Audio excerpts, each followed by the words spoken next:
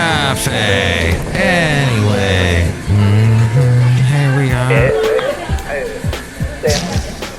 Mike's Daily Podcast. Well, the weekend is here, and we are so happy.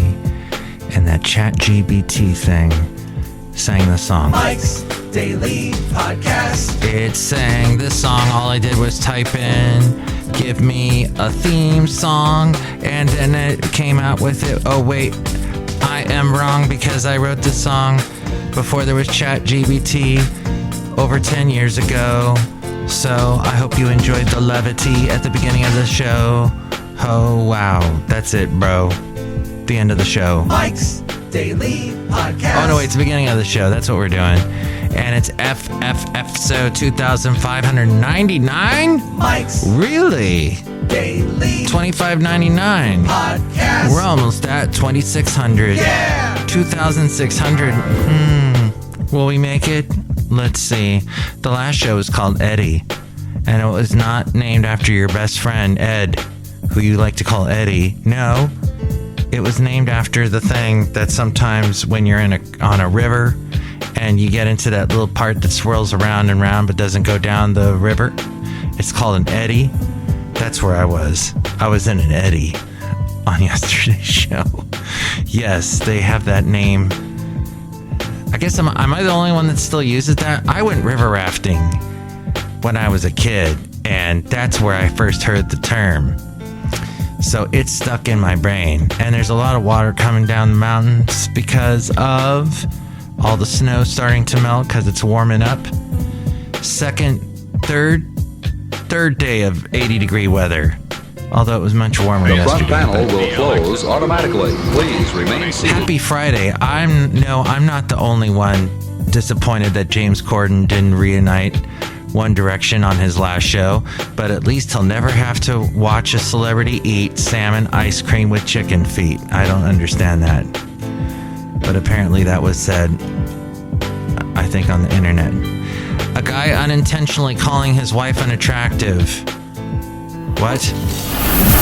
And here's today's podcast picture. As we take a look at the podcast picture today, I was reading from Dig, D-I-G-G. They send me this newsletter. They've been sending it to me now for probably over 10 years. Oh, and they rank all the guest hosts of The Daily Show so far. I think they liked Sarah Silverman the best, but I have not watched that show in a while. The podcast picture today we'll go back a year ago. We'll go back in time. And the late great Basil the Boxer, he was not with us a year ago, but I'm sure it's going to be someplace that he and I went to. He was so much fun. Such a great dog. And now I have the cat, Rocky, who the late great Basil the Boxer would say something like "rrr, rrr" about him. Magnification. Magnification. I like Sarah Silverman better when she doesn't smile after every joke. It doesn't... I understand, Mike, what's your problem with smiles? You don't like it when people smile? Nah. When you tell a joke and then you're smiling at the camera, it's like, look what I did. I don't know. It undercuts the joke to me. Well, some people get away with it better than others. But for me, it just... I guess Mr. Seth Meyers smiles a lot. But he's honestly playing with the audience. There seems to be a rapport with him and the audience. He does so well. He's gotten really good at it. He didn't have it so much in the Saturday Night Live days. But now that he has his own show, well, he's had it for years now. But he does that closer look segment. The audience is with him. And when he didn't have the audience during COVID, he was suffering because he would just fly right through the jokes. It's all about... That's what's so amazing about comedy. I'm not a comedian. I'm not professionally a comedian. I admire comedy and comedians, and I know that there is a point where they're really clicking with the audience in an interesting... Or they're not. And it's amazing. It worked well for Mitch Hedberg.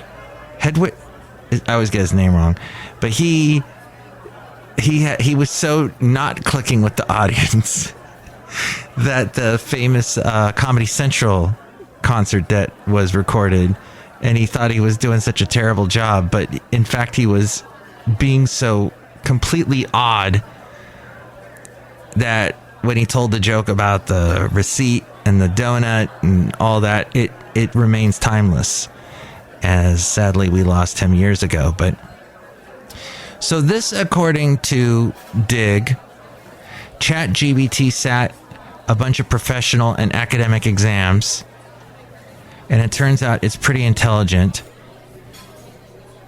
It's the OpenAI's language model ChatGPT has been the subject of fierce debate since it first launched in November of last year, with opponents criticizing everything from its troubling responses to certain prompts to the risk of taking our jobs. They took our jobs. As, yes, I watched a lot of Comedy Central when I was younger. To the risk of taking our jobs and promoting plagiarism in schools and colleges. That I had this discussion today with a colleague who has a younger daughter who is attending high school, and he was telling me that it is actually the teachers they can clue into when it's plagiarism. There's something they know. They're so privy to it. I guess they've graded so many papers where they've seen it. They've gotten well used to it. And so they know. They don't need their own AI to figure out if it's being plagiarized. Before we worry too much, though, this says we should probably work out how smart ChatGPT actually is. Oh my gosh. And this is written by a millennial, because they ended that sentence with, right? Ugh. Right? God. Which I have told you, if you end, I know in that context it works, but if you hear someone throw in these little right in the middle of a sentence and they keep going, it's their way of telling you I'm very insecure about this particular topic and I don't know what I'm saying. As we go outside a cafe anyway, where we bring you Mike's Daily Podcast, somewhere in Podcastro Valley, the last place on earth. Anyway. A technical report published by the research lab earlier this year. What research lab? It said the research lab. Okay. Showed the results of various professional and academic exams that OpenAI had ChatGPT and its later model GPT-4 sit in order to demonstrate their capabilities. ChatGPT-4 is a lot smarter than its predecessor, displaying human-level competence in numerous exams. Neither model seem to have quite got the hang of AP English or competitive programming just yet. One test in which ChatGPT-4, the newer version, particularly excelled at was the uniform bar exam, placing in the 90th percentile, while ChatGPT only scored higher than 10% of test takers. This show is about me, and it always has been. So I guess there's still room for improvement. And this was written by Darcy Jimenez. Darcy, I think you need to take a class in English, because that was really badly written. So just maybe. Anarchy! I don't even know what that means, but because there were some words dropped, and it wasn't just me not reading it right. She just dropped some words. So the way they rated, Jared Russo wrote this and rated the top 5 Daily Show guest hosts so far. Number 5 was Wanda Sykes. Number 4, Leslie Jones. Number 3, Roy Wood Jr., who is going to be hosting the big political correspondence dinner tomorrow. Jordan Klepper at number 2, and number 1, Hassan Minhaj. He's been the best host by far. He's the perfect replacement host for the show, and Netflix killed Patriot Act far too quickly, they said. Okay. And I guess they honorable mention D.L. Hughley, Chelsea. You know what? I know like The Bodyguard. I went to high school with The Bodyguard for D.L. Hughley. And I had to stop reading the guy's Instagram. Not D.L. Hughley's, but the guy I went to high school with. Derek, he used to post. He's the nicest guy, Derek. And his wife is wonderful. They got a family, a lot of girls, grown girls now. Here's the thing. Derek was posting all of these shots of them traveling all around the world. And always they're smoking cigars and drinking. And that just... Okay, I got it. You like the aged spirits that are super expensive per bottle. We got it. You guys are rich. And you're smoking cigars and you're at some golf course. We got it. And you're wearing your Tommy Bahama shirt. That's really great. Good for you. Chelsea Handler was also an honorable mention. Sarah Silverman. And Marlon Wayans. Cal Penn, Al Franken was a host on The Daily Show. And John Leguizamo. Interesting. Outside a cafe anyway, somewhere in Podcastro Valley. Look who is here right now with us. Right, Noel. Hello, Mike Matthews. It's Chely Shoehart, gift shop supervisor. Well, Mike Matthews, looks like everything got taken care of with your ticket, and it's been closed. What ticket? You know, the ticket that you opened. I opened a ticket? Yes, Mike Matthews. There's a ticket you opened. Oh. Okay. So, in order to have something get fixed, you have to open up a ticket. And then someone will fix it. And then they close the ticket. Yes, Mike Matthews, that is the world in which we live, Mike Matthews. Do you want a snow globe? Sure. Thanks. Oh, she's never given me a free snow globe before. She's walked away now.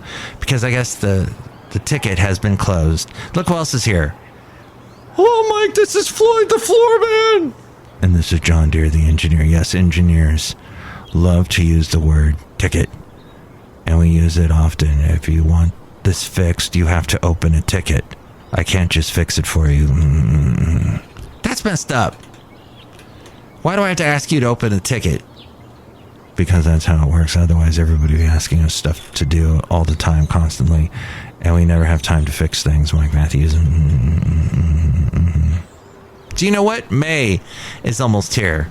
As you were giggling. I didn't mean to cut you off mid-giggle. But May will be, believe it or not, National Miniature Garden Month. Not miniature golf, miniature garden. Who opens up a ticket and makes a miniature garden? I don't know. But perhaps you didn't know that either, so I thought I'd share that with you. And one more thing. You will travel into the incredible universe. Southwest was rated the worst airline in the United States.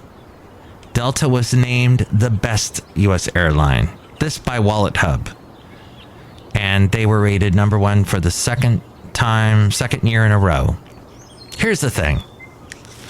That was a segment on The Daily Show back when Jon Stewart hosted it. Here's the thing. I have flown both of those when I would visit my late mom in Florida. I used Delta primarily, and then I said, I'm going to try Southwest. Oh, I got to do a bunch of layovers. That shouldn't be a problem. Oh, it was a problem. I thought it might be fun to do a layover in Vegas, and actually that was really quick. And it's odd because you get off the plane in the airport, and there's a row of those machines. What do they call them? Jukeboxes? No. Jackpot machines? Is that what they are? I honestly don't know. So you go through, and I never spend money. I don't gamble.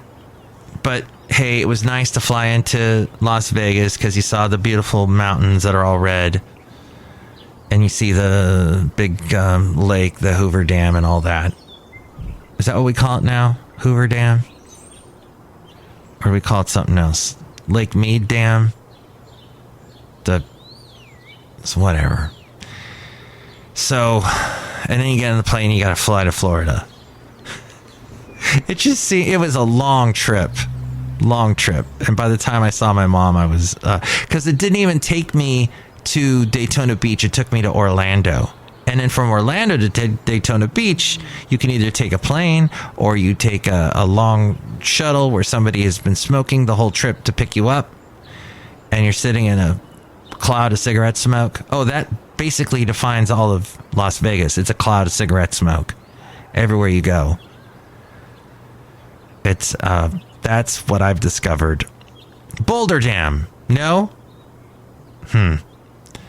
At any rate, Cafe Anyway, fascinating. So if you are going to fly, Southwest is not the worst from what well, it could be, because there's got to be far worse airlines out there than Southwest. But I have had a couple. I remember one time flying on Southwest where they put me in a seat, because you basically do the mad scramble for a seat. You don't have it assigned. You're assigned sections and you got to run and find a seat. So I got a seat with no window, and it was like I was sitting in a box I didn't even know I was in the air for the whole trip. Now, some people might find that wonderful because then they don't get scared and freaked out. I like to look out the window and see the clouds and the hills and the beautiful red mountains and the dams that I don't know the names of. And I like that. But that may be why I don't like Southwest. What do you think of Southwest? What do you think of Delta? I've had some problems with Delta too. And honestly, I haven't flown in over a year. And that's the way I like it, folks. I'm not a fan. Oh, here's something else I'm not a fan of. Spotify. So you can listen to this podcast on Spotify. And up until about a week ago, I'm hearing myself, which is because I opened up my podcast on Spotify. But there's a link to where you can listen to it at MikesDailyPodcast.com. I used to get I wasn't paid, but they're like, Mike, once you get up to $10, every time somebody listens, we add a penny. And soon you'll be at $10 and then you can cash out. Well, I was at $7.85 and they suddenly cut me off. They said, nope, we've switched over to this new system and you don't qualify anymore because you don't have 100 people following you. What? As a car flies by, because we're not exactly soundproof. Oh, we're outside anyway, so we wouldn't be soundproof, would we? So that's annoying. Tell me what you think about that as well as Southwest and Spotify. And they're not going to raise their rates with people watching or listening to Spotify. I guess if you've got the current plan, they're not going to increase it. But they're cutting costs elsewhere, as you can tell from what I'm saying. 510-228-4640. That's also where you can see today's podcast picture. 510-228-4640. And enjoy the rest of your day. We'll try to get another podcast to you. Probably not tomorrow, but Sunday I'm hoping to bring you episode 2600. Wow. We'll be all the way there to 2600. I'm sorry Jerry Springer didn't live long enough to see that.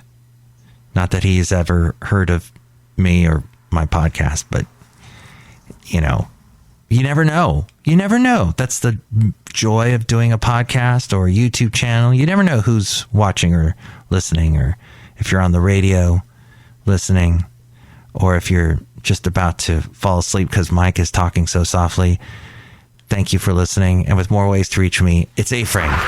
Mike's Daily Podcast is written and produced and performed by Mike Matthews. His podcast is super easy to find. Download or listen to his show and read his blog at MikesDailyPodcast.com. Email Mike now at MikesDailyPodcast@gmail.com. See you tomorrow. Bye.